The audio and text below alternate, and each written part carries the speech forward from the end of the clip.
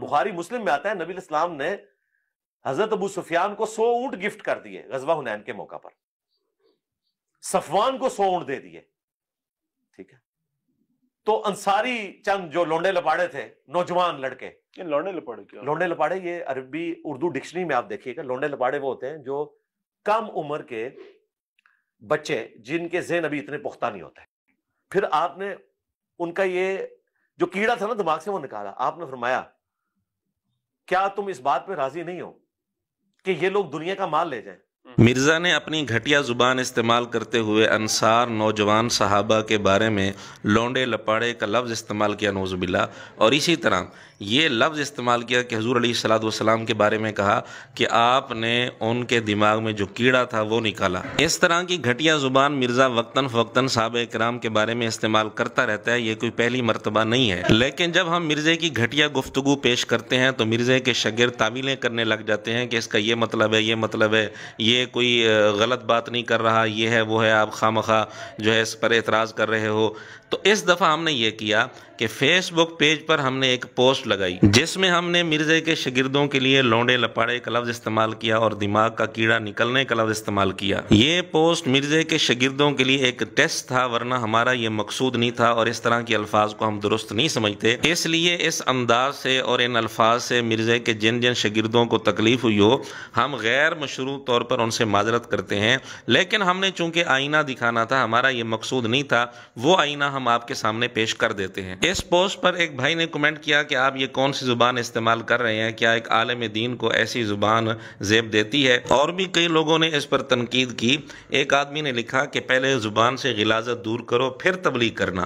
اب اس سے میں پوچھنا چاہتا ہوں کہ مرزے نے یہی الفاظ، یہی زبان انصار نوجوان صحابہ کرام رضی اللہ تعالیٰ عنہ کے متعلق استعمال کی ہے، کیا اس کو بھی غلاظت کہنے کے لیے تیار ہو یا نہیں؟ جب مرزا اس طرح کی زبان صحابہ کے بارے میں استعمال کرتا ہے، تمہاری زبان کو تالے لگ جاتے ہیں، اور یہی الفاظ تمہارے بارے میں جب ہم نے استعمال کیے تو یہ تمہیں غلاظت نظر آنے لگ جاتی ہے۔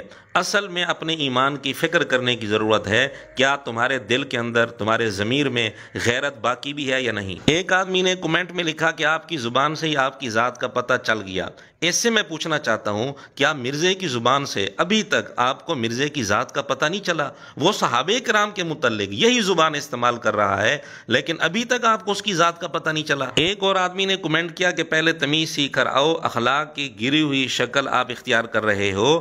اس سے بھی ہم پوچھنا چاہتے ہیں کہ مرزا یہی الفاظ، یہی زبان صحابہ کرام رضی اللہ تعالیٰ عنہ کے متعلق استعمال کر رہا ہے، اس پر آپ گنگے کیوں بن جاتے ہو؟ آپ کی زبان کو تالا کیوں لگ جاتا ہے؟ اس کو آپ بدتمیز، بد اخلاق کیوں نہیں کہتے؟ میں ایک دفعہ پھر آپ سے معذرت کر لیتا ہوں، اور یہ میں وضاحت کر چکا ہوں کہ یہ صرف ایک ٹیسٹ تھا، میرا مقصود نہیں تھا، اس کے باوجود میں معذرت کر رہا ہوں۔